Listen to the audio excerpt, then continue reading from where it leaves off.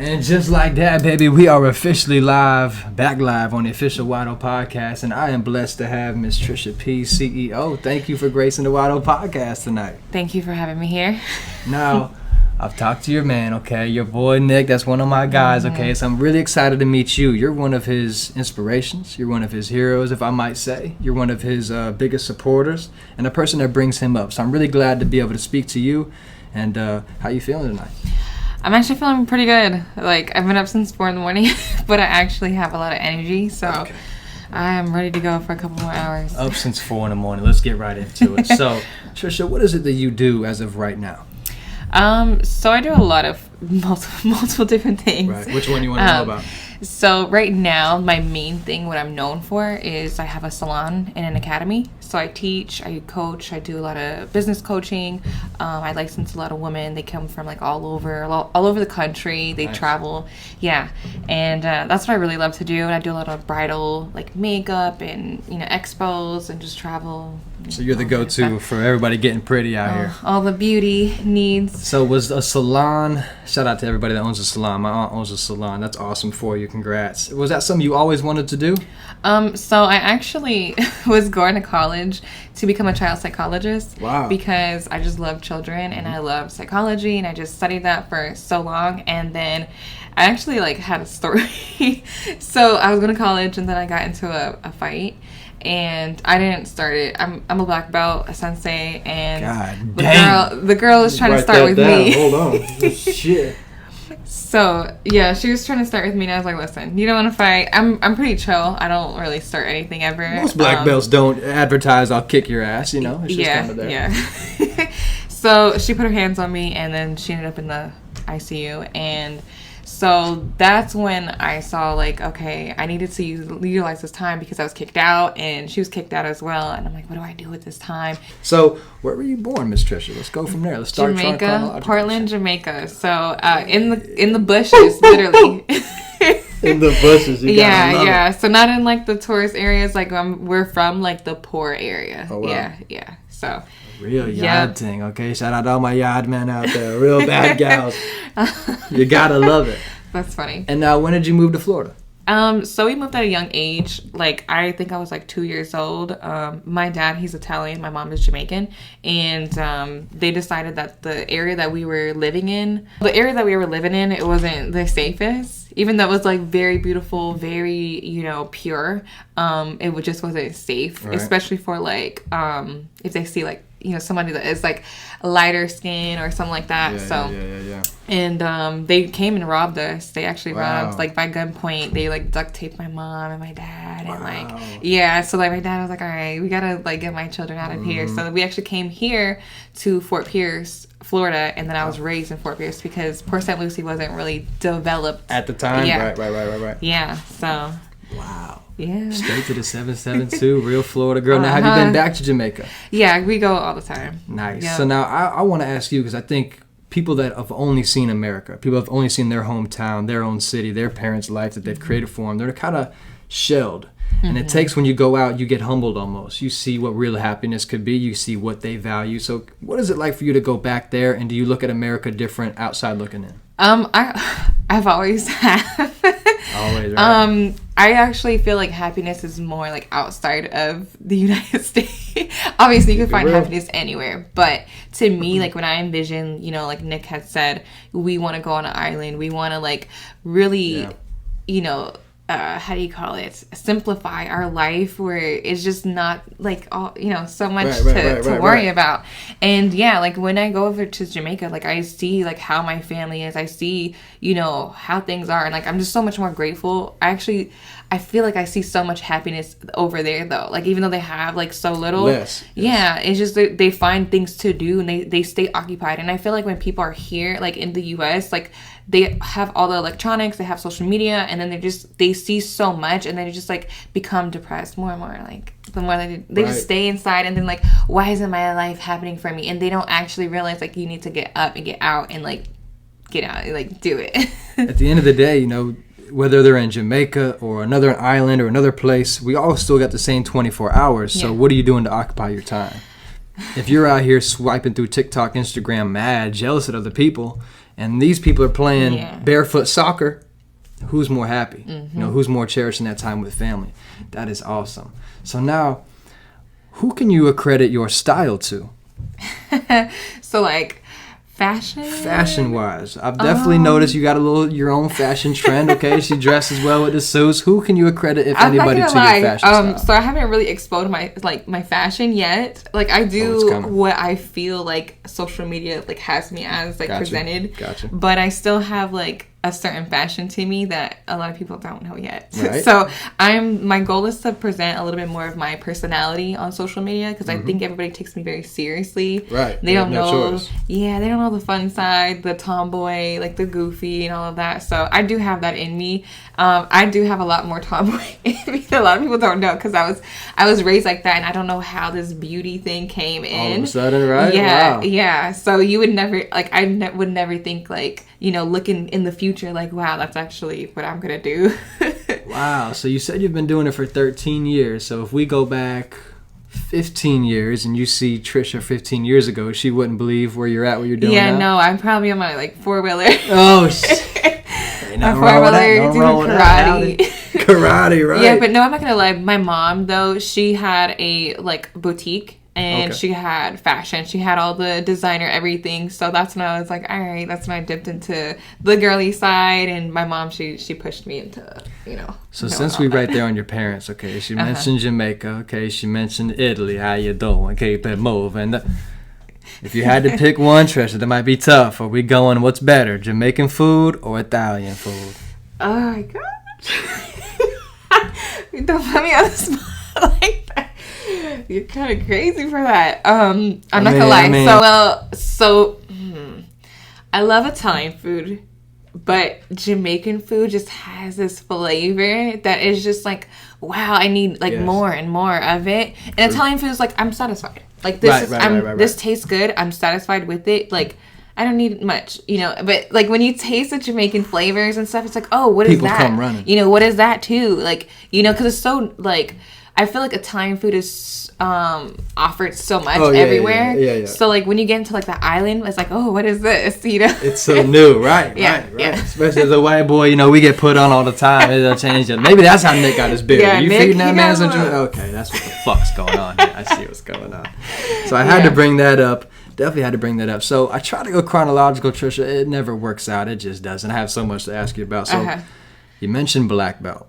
Mm-hmm. Was that something that your parents put you into? Did you want to get into that? Talk about that a little bit. So, I'm not gonna lie, my dad kind of didn't give us a choice. There you go. And I see it now. Why? The reason, because I'm a lot like my dad when it comes to structure, when it comes to like doing things that is actually gonna benefit you in the future. And I could have done cheerleading. I'm not trying to talk down cheerleaders or anything. Each his own. But I just couldn't wrap it around my head to do things that like I was not going to gain from. So doing karate, I actually realized like I do have a little ADHD, and I just had something in me that at the end of the day when I would fight, I just loved it. I enjoyed fighting, going to the competitions, and so I started at a young age, like 8, and my daughter now, she's 7, she just started, but I've been teaching her for a couple years now, so I actually really enjoy it. I wish I could get back to it because I realize it's a true art. Yes. Just how you can move your body and have it's very in tune with your body. It's more mental than it is physical. That's right. So that's what I truly love about it. Yeah. Yeah, and I mean, I'm a basketball player. I played college basketball, but I wasn't in full control of my body till way later on in life. And I feel like whether it's jiu-jitsu, karate, any kind of martial art, you really are in tune with your body. You have to be. It's so cool to see that. So, man, and I think more girls should do that. Not only for self-defense, but the discipline aspect. Do you think you accredit that for a lot of your structure and your discipline? Yes. So that was my dad's main purpose was the discipline and the self-defense. But discipline was just so that we have that structure, so that we can complete a task. Because, he was like, you're not allowed to quit until you're 18. I got my black belt at 12. But even though I got my black belt, my sensei-ship, I still had to keep going. And he told me, I remember this as a kid, like a teenager, He was like, this is going to teach you how to complete a task. And I remember going to cosmetology school, and I was like so close to quitting because the teachers, I felt like I couldn't focus. I didn't want to be there, and they didn't make me feel like wanting to be there. And that's why, like, as when you're coaching, where you're teaching and all of that, like, your success is shown through your students. Yep. You know, so back to this, the topic. ADHD, we saying it now, we got it. All over the place. But yeah, like, I just felt like with the cosmetology, I was able to, like, push myself, like, okay, I kept having the flashback of my dad just telling me, you know, when it came to karate. So it helped me complete. Yeah. Wow. I definitely love that. So now you touched a little bit about your daughter. You talk about a kid right here. And I always like to ask people, when you had your child, did life slow down for you or did it speed up? No, it actually sped up because it's kind of crazy. I used it as like, I gotta get this done. I gotta make it work because the life that I was about to choose was like so far off of not what I was like aligned with now. Right. And having her, it just, after a month, I went right back to school, right back to work. And I do not suggest that at all. You know, mothers, take your time. But I was just so focused on like completing, like getting it done. And then I gotta get my shit together. I gotta get this done, you know? And then I just became a workaholic and I got too obsessed. Right. Went too crazy. And is that because for the first time you're thinking someone else? Obviously you speak about your family. Is that because now you have someone else to provide for that forced you to do that? That, and then it just was like, you know, I felt like I needed to be the one to like help my family. You know, my family are successful in their ways. They have talent in their ways. But I was just like, I gotta be that one. You know, we always feel like that. We gotta make it happen. We gotta make it, you know, for our family so we can take care of our That's right. But I took it to heart and I just kept going. So she's been in the game 13 years doing this. Have you seen family come out the woodworks when you get more successful? Do you deal with that? Honestly, so this is crazy because my scenario is very far off than a lot of other people because my family, I cannot do it without them. Nice. They're my team. Like, I could cry right now. But, you know, my dad, my mom, my brother, like, I can always ask them anything, you know, and like, you know, it's not money or anything like that, but like, hey, you know, my dad, he does a lot of construction. He can come in, he can help put some things together. That's right. I will not ask anybody else. I would not ask any friends. Like, if I have to hire somebody, I'd rather, you know, pay them and come in. That's right. But, you know, my mom has always been there. My brother has always been there. You know, my sister was there. And, honestly, it brought us closer together because my family was very divided.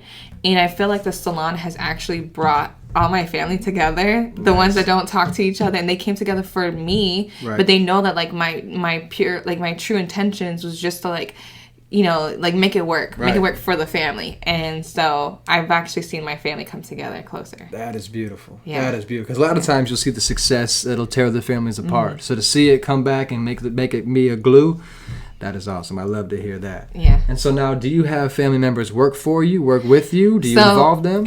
I actually was raised in a family business. So my mom, like I said, she had a boutique.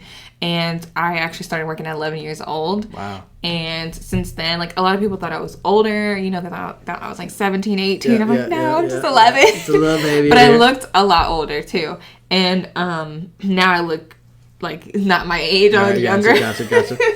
But I definitely was raised in the family business. It was my grandma's boutique, and then my mom bought it from her. And then it was my mom's for a long time. And then I told my mom, listen, close it down. COVID happened. Come to my salon. So she works there, and she's, you know, been there for a while. My sister was there for a while. And I like to keep it very close and women, you know, like just the family feel of it, the environment, just uplifting, positive, like everyone's just happy to go there, you know. And then obviously there's the downsides too. So always, everything in life. And now, what is the name of your salon? Anai and I Salon and Spa. So I did not name it, but Anai is my daughter's middle name, and it means beauty. So my aunt's salon was Belleza. I was like, what the fuck does that mean? It means something in Spanish. I don't know. It's Shout out cute. to her.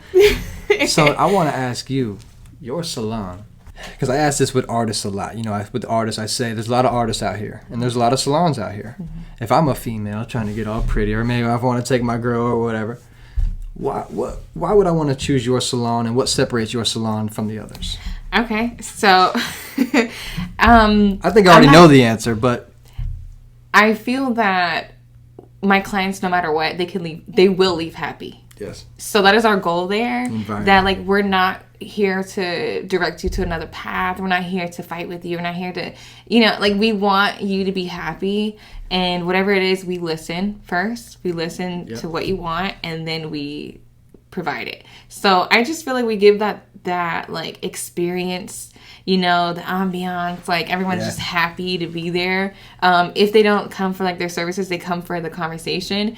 And so like that alone, like everyone wants to feel happy. They want to feel good. They want to feel pampered. They want to feel better after they're, done with their hair. And it's not just to go there and get it done and leave. Like obviously, like, it's therapeutic. It's a whole experience. Yeah. So I feel like we set like ourselves a little bit different than other. You got to let her speak from her own perspective, right? And so you mentioned weddings. I've spoken to a lot of DJ friends that I have.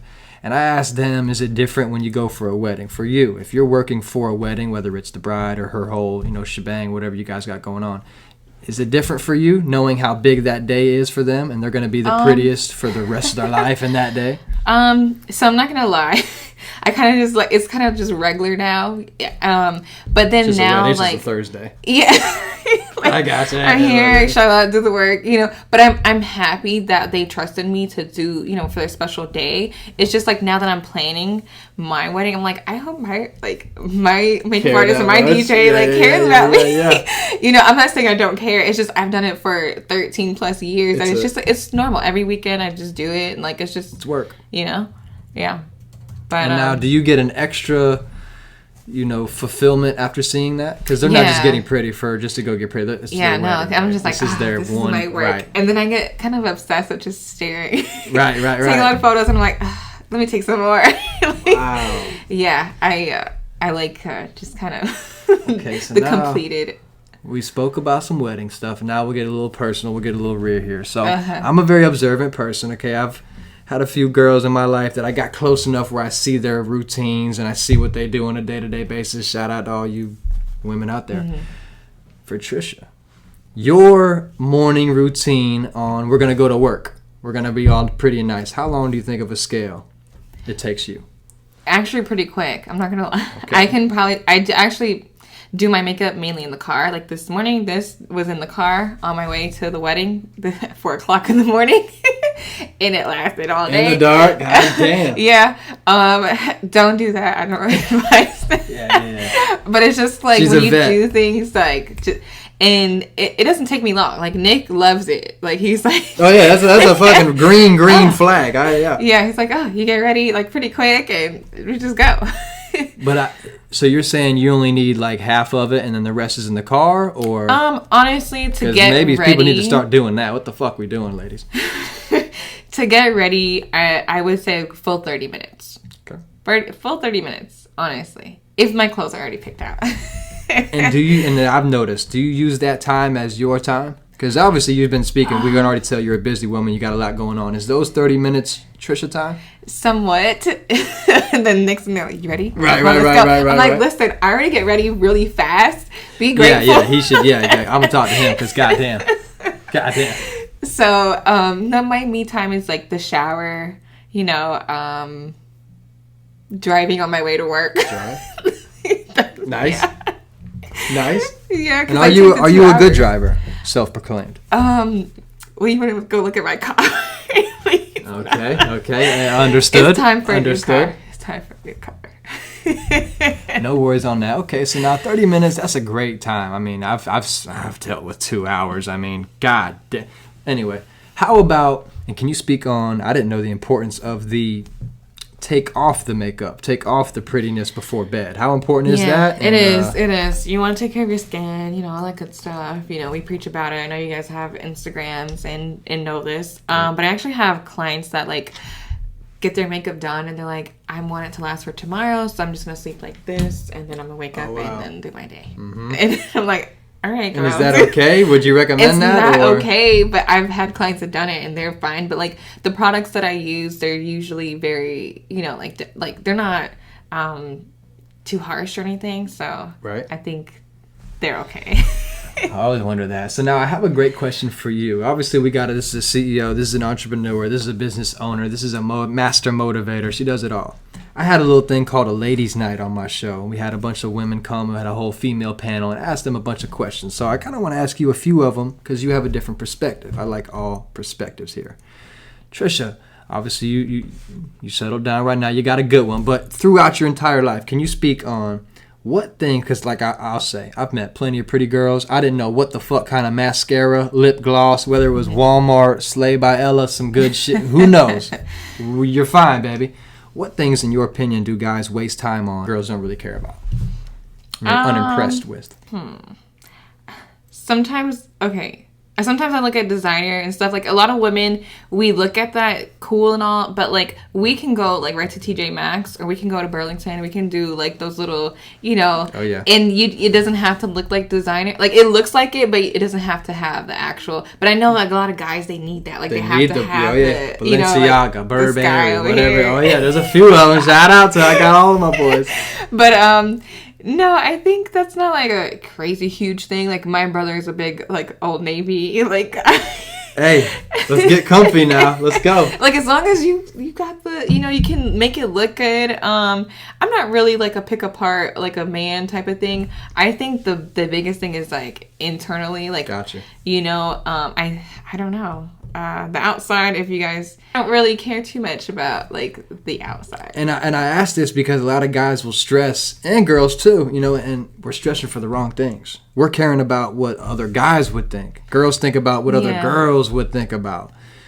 I think the other sex, really? even if you're the same one, you want the internal thing. That's just yeah. It's just more so, like, keeping that, like, connection or the stimulation or something like that. Like, I noticed that with me and Nick instantly. I don't want to keep bringing him up. We're going to bring him up. You can tiptoe on it. He's coming. And I feel like I make connections with any kind of people, but I just feel like, all right, what can they keep on, like, stimulating my brain with? Right. I can always, like, communicate with people, and I feel like keep the conversation really, you know, well. But, I don't know. I think just that constant stimulation, the growth, like, okay, make me think of it in another way. Like, that's right. I don't want to continually keep teaching. Like a guy. Right, yeah, at all. And I think it goes both ways. I want to learn from you. I want to teach the girls, same thing. In your opinion, because the way I'm structuring these questions, Trisha, I'm trying in my head right now. It's just fucking crazy. I'm kind of painting you before Nick, and then we'll go talk to Nick. But not before Nick, but just in that mindset. So Trisha, before Nick, coming to the table, I always like to ask girls, because we've seen a lot of podcasts and shows what guys need to bring to the table. They want, you know, high earning, safety, all this protection. Obviously, you're a high-value woman here. So, as a high-value woman, what is it that you bring to the table? Right here. She said you're going to grab the goddamn table. This. And all the other stuff on top of it. Keep it real on this Wide Open podcast. But yeah, I feel like, obviously, when it comes to a relationship, I feel like, to me, when you see yourself long-term with somebody, marriage and things like that, like, you got to get yourself together. Yep. You know, and that's as far as, like, mentally, as far as physically, you know, like, if you want to look good, feel good, all of that. And then also, like, you know, financially with your credit, just everything, because you can't just kind of be like, oh, I want to be in a relationship, but then, like, okay, there's gonna be that pop up you're gonna have to talk about, and then if it's not together, like. And I think we've heard a lot of guys. I've heard a lot of guys say and make the point, you have to love yourself first. Yeah. As a female, do you feel the same? And can you speak on the empowerment of loving yourself before trying to find someone else? So that doesn't just apply for a man, or, like, it's for everybody. You know, love yourself before even doing anything, because, like, you have to pour love into what you do. You know, your passion, your job, your whatever you do. You know, like, obviously your children. Like, you gotta love yourself, because you gotta know how to, you know, like. If you tell yourself all this hatred, like, all this, like, negative words constantly, like, you're just going to keep displaying it in the people around you. You're not going to know how to actually love. You know, we got 5 languages of love. And you got to practice that stuff on yourself first. That's right. You know, so you know how to, like, give it to someone else. Trisha Pease, can you describe to me what an alpha female is? So, so alpha women, you know, we tend to just figure it out on our own. That's right. You know, we don't really ask much for help. And when we find someone that actually can help lead us, or we can actually submit you can still be an alpha woman and submit. Yep. But we just have to make sure that we can rely and we can trust that person. Yeah. But alpha woman is just usually someone who doesn't really run in a pack. You know, I don't have my like group of women that I've, you know, had for a long time. Like I have my one friend from over here, my one from over there. Yeah, they also repurpose, my life. But I don't feel like I need to have a clique to feel powerful. But like usually that's what alpha women do. You know, they're alone and they figure it out and they're very strong. They usually have that guard. But they love, like they have a lot of love. That's why they have to have that guard. Right. Yeah. Wow, I love to hear that because we've heard a lot of on my show people claim the alpha female. We've got into debate. Shout out to all of you guys. I love to hear it. We'll go on your child one more time. I want to ask you this. As a parent, which one do you think is more important? Or are they both? Do you think it's more important to not let your child go through what you went through or to give your child what you never had? I just, honestly, when it comes to parenting, I kind of think of, like, how did my parents parent me? And, like, I always learn, like, what not to do, what to do. Right. You know, and I'm not going to, like, just shower her with a lot of stuff that I didn't have. I had a lot of love. Like, that's the main thing that it comes down to. Like, we weren't that fortunate, and I'm not going to be that parent that's, like, buying, like, just because I wasn't fortunate, I'm going to buy her up. And I don't believe in that, you know. I award her according to, like, you know, her actions. But, I don't want to like make her suffer either. Yeah. So I feel like she's doing great. You know, she's also a very independent little girl. That's probably going to be way beyond her years, beyond me at my age. Right. So I just think that don't make them suffer, but then also like don't overwhelm them. Like just get bit of both. Yeah. I like that. Let them earn it.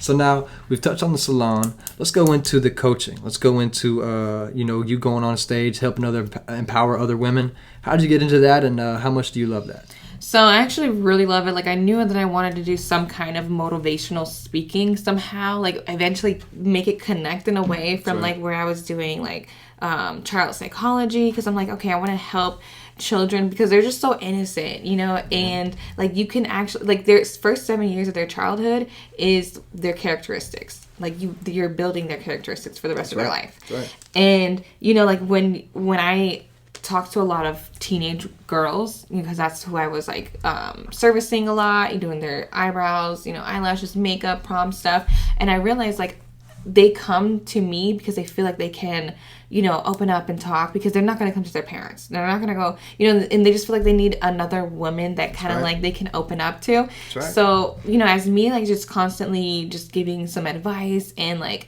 when I opened my salon, I got like flooded with messages for years, like every day, paragraphs, people are just opening up about, you know, and I've like literally sent paragraphs back, and I was like, okay, this is too much.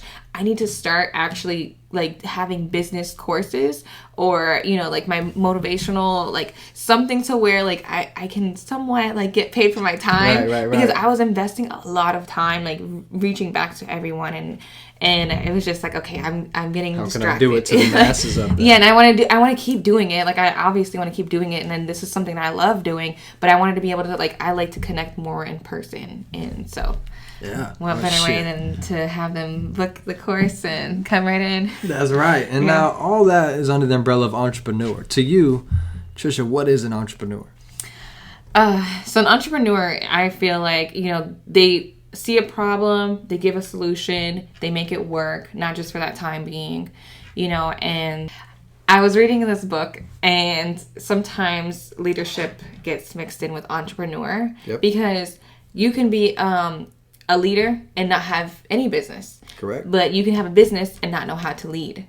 Very true. Okay, so yeah, very true. An entrepreneur, and sometimes I mix it like when I'm talking, because I feel like, you know, I'm obviously both. Right. But an entrepreneur is someone, like I said, you know, like you can create something, you bring your vision to life, and you know how to place people in the particular position to like bring it to life, and then help their vision, help their dream. And yeah. And I think last time I had Nick on, we spoke about entrepreneurship, and I think that term is used very loosely, which a lot of them are savage, you know what I mean?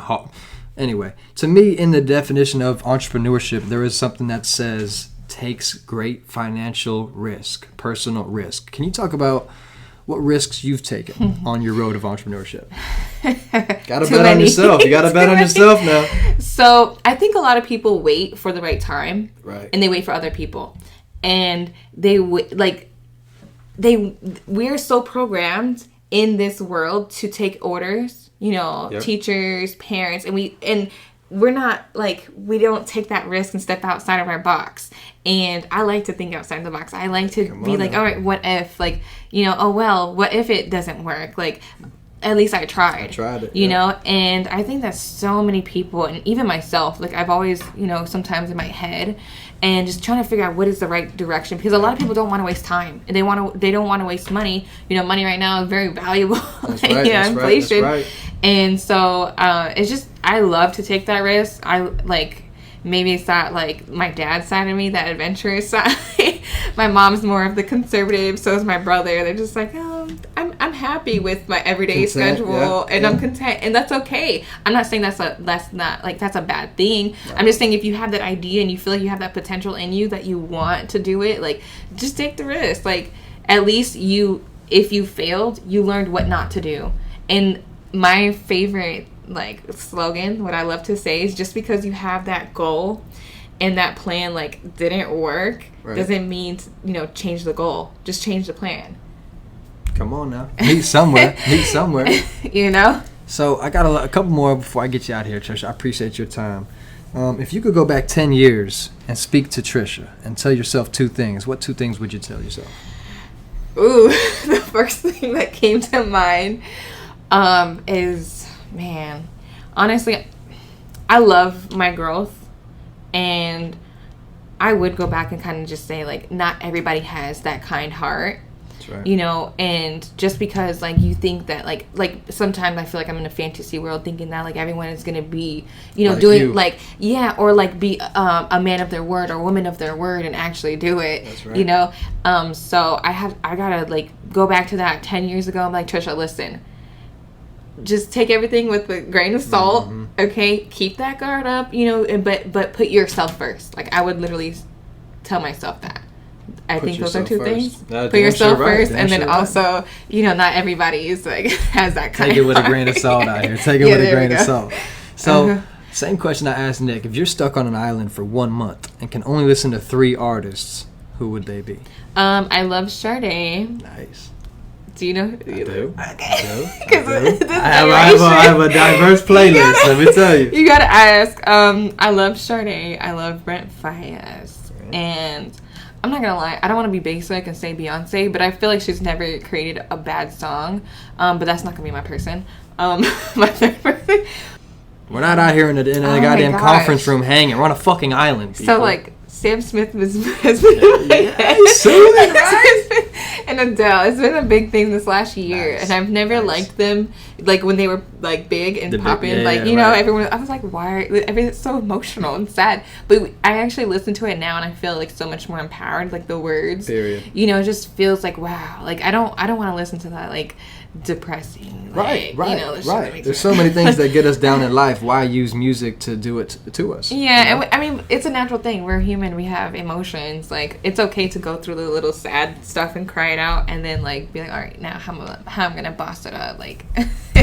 That's where I go to my Beyonce. Hey, that's where we go to Beyonce. Okay, to the left, all the single ladies. Now, Trisha, we know what you do. If anybody doesn't know, please go on Instagram at Trisha Pease CEO. Okay, get in with her. Let's go now. Are men allowed to come to the conferences too, or is it strictly a women's honestly, thing? in our business that we do, we have a women's call, and I always see the guys that sneak on there and they listen. It's not just for women. We see y'all out there. Don't be ashamed.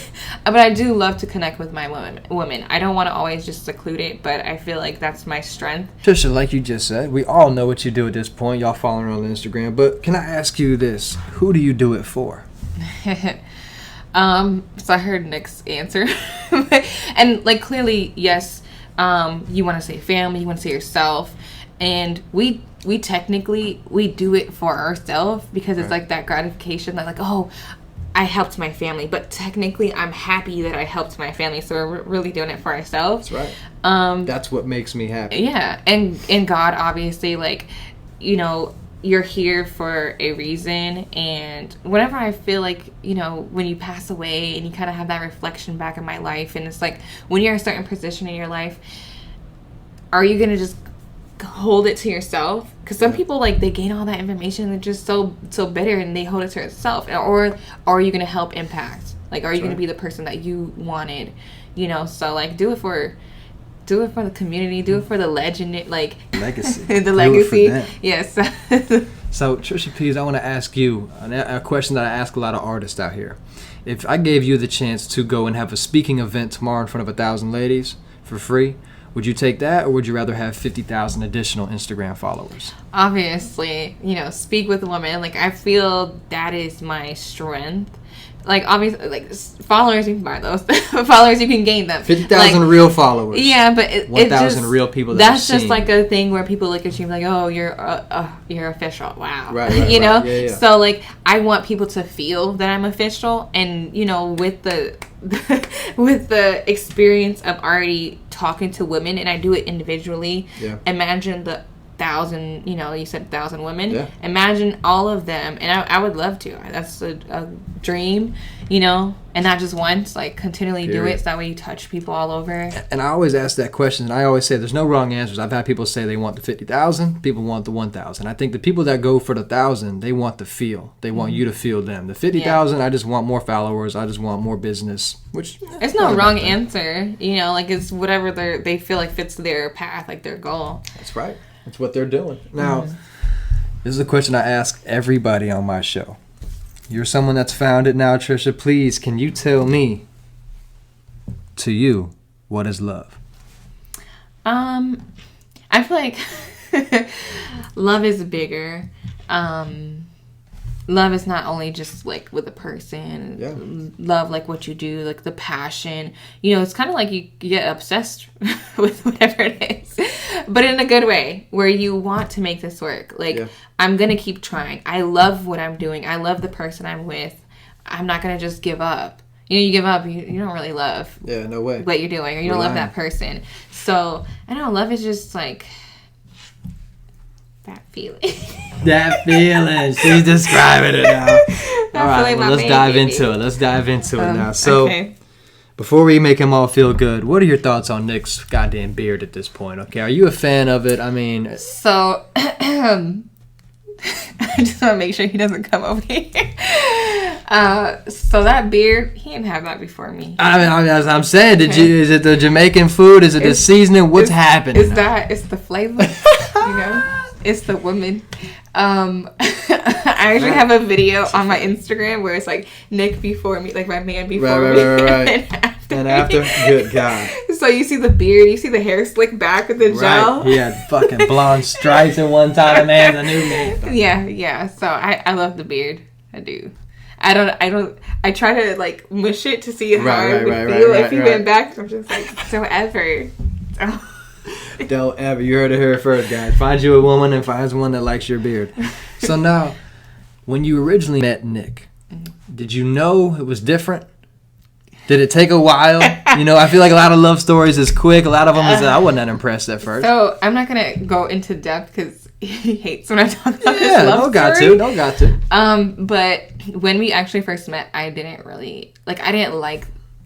like the feeling we had. Right. I actually was just like, he's probably not going to be a long-term person in my life. Mm-hmm. And I actually realized, like, this person, I like him more and more. Like, when we actually started talking, when we actually spent time together, I was like, wow, I actually did judge a book by its cover. Like, I don't know, I kind of determine a person by, like, their actions and, like, conversation. And I'm like, okay, should I continue to have them in my life? Mm-hmm. Like, you know, and I'm not saying I just cut it off right then and there, but I don't know.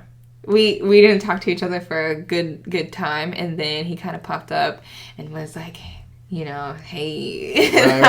Right. Made his mind up. Yeah, but I think it's because, like, I was like, no, you know, I'm busy, I'm focused and stuff like that. I'm just not really trying to, you know, he likes challenges. Yes. So he was just like, I'm gonna make her see why she needs me. That's a fact. Yeah. That's a fact. You gotta earn it. Because I think, you know, all women are the prize, but too many of y'all got that shit in your head. you let the wrong ones get to you. But you guys are the prize. So once you find the right one that treats it as such, I think it's awesome. So I'm definitely glad to see you guys together, happy, engaged at this point. So now let's talk about the move. You moved in with somebody. Is this your first time living with somebody?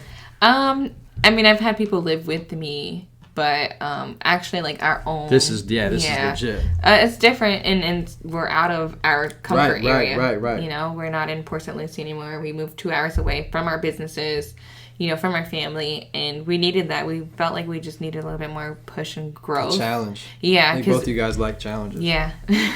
That is awesome.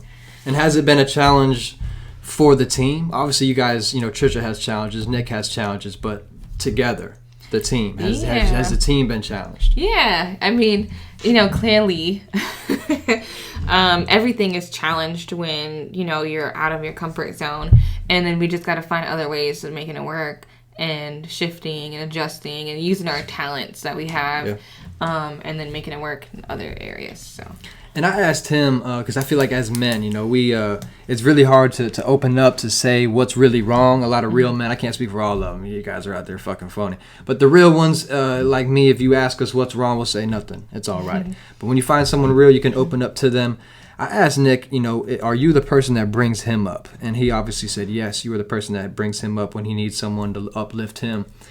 Does he do that for you in a relationship? Yeah. Can you speak on that a little bit? Because obviously you got to motivate yourself. You're a coach yourself, an entrepreneur. What is it like having that somebody when you're not yourself that can bring you up?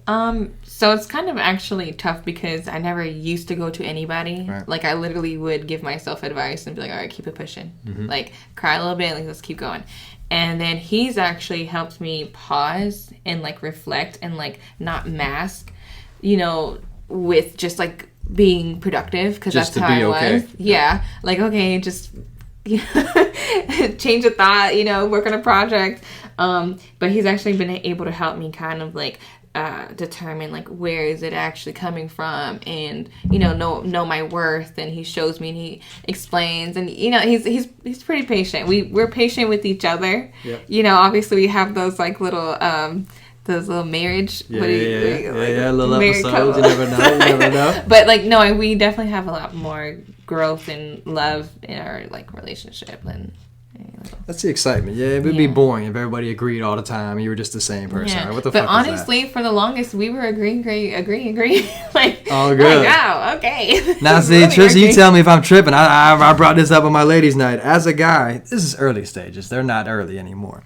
Early stages, I will almost make an argument with my girl, make a little disagreement, small, just to see what happens. And I think girls should do the same thing. Do they blow up? Do they explode? Do they rat me out on Instagram? I need to know this before we go in depth. Really in depth. Okay. We actually didn't try to do that. I think we were very transparent, because he could read people, I can read people. Nice. So, I think, though, he couldn't read me in the beginning. He was just like, I can't really get through to see, you know. But I think it's just, like, when you're upfront about your intentions and, like, what you truly want, like, there's no need for the games.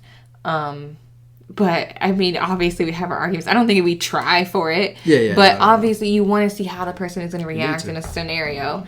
So I think it's just when the scenario pops up, you know, like, not reacting out of emotion, but just kind of like, okay, noted, and then we're going to talk about this later. Yeah. And then, you know, when you guys have that right moment to talk about it, and hey, you know what, I've noticed that earlier this had happened and you handled it in this way. I preferably wouldn't, like, have handled that way, but I think, you know, I dislike this, and maybe we should try a different route, like a Exactly. And the reason I do that is because it's either a green or a really red flag, depending on their reaction. If you go to social media and bash me or block me for an hour, what are we doing? I got to sign up for that. But if you come to me and say, hey, I was hurt by this and that, and I want to let you know, man, that's a green flag to me. Yeah. That's we don't awesome. take anything like that to social media. Like, because you guys are really in real life, okay? Yeah. This is real life. Yeah. We really handle our stuff, and we keep it going. You probably wouldn't even know that we had a little argument nothing. or something. Yeah. Nobody. I mean, so two more before I let you get out of here, Trisha. I appreciate you so much. I asked Nick, you know, I feel like the year doesn't give a shit about how it treated you. The years don't treat us. It is what it is. Yeah. It's about how you treated the year. How did you treat 2022? Oh, man. So, I'm not going to lie. 2022 was probably one of my worst years. Worse than how? What aspect? Just of like betrayal, my business, people in my past life. Right. You know, and then it just kind of was taking a lot more time to heal than usual, because I was like, man, what did I kept blaming myself. What did I do so that this doesn't happen again? And here I am pushing away somebody who was great. And I was just like, no, like, I don't need this in my life. And he's like, no, you need me. Let me show you. Right. And it was a plot twist. Like, my year ended up really great. You know, we moved, engaged, and like just we're planning for this 2023. We set it up, and now we're actually like putting it into motion. Right. So that's right. And that's the next question. You know, what does 2023 look like? As Nick always says, he was planning on next year, last year, and if you weren't, you're already too late. So we know you've been planning. What's the execution? What does 2023 look like? Yeah, so that's actually like one of my thoughts. Every year by October, I usually get my planner and I start planning for the year. And he mentioned it to me that he pretty much accomplished most of his stuff for last year already. But 2023, I feel like I see a lot of big things like in motion. We're already planning it, and now we just have to put it in action. We're trying to get through our events that we have going on, and then really, really go hard this year. Yeah. We got to make this year like count. This is the one. Yeah, is last one. I think it's really important for people to write things down. Are you someone that physically writes notes, plans? Come on now. I feel like you asked that because I think you know that about me. Only the real ones do it, okay? The best ones do. I mean, I'm trying. You see me? Yeah. I feel like, if you saw me and obviously I was a nerd. But if you saw me like after high school, I still kept that like same structure of like getting my calendar, my planner, and I was writing in it. And I remember like the first salon that I worked at, I had the huge calendar, and I literally wrote down what I made that day, what I spent that day, my credit score, all my bills, and like I got my credit score like above 800, like. And I was really, really determined. I was like focused. So when you write it down, you can visually see it. Because in our brain, I feel like we have so many files. Oh, yeah. And it's so hard to like, we have all these thoughts, but when you actually put it into paper, you see it, and then you can check it off. That's right. Yeah. That's right. Yeah, because I mean, even like as a podcast host, I never like to give my interviewee questions first. I want to spark it in your head. If someone I know, I'm going to bring up something you might have not thought of for years. You can do the same thing with yourself. By checking on yourself, reading how you felt that specific day, what you made, what your score was. Check yourself before you wreck yourself. Trisha Pease, CEO at Instagram. I appreciate you so much stopping by the Wado Podcast. Any last words before we get out of here? Just thank you so much. I appreciate you and this show, and I know that I'm excited to just see it. Absolutely. And thank you guys out there for just watching this. If you stuck through the whole time, we appreciate you. We appreciate you guys, and we'll definitely keep you updated with any speaking events, summits that they got going on together, solo, women, men, dogs, cats. Come on down. This is Trisha Pease, CEO. Appreciate you joining the Wado Podcast.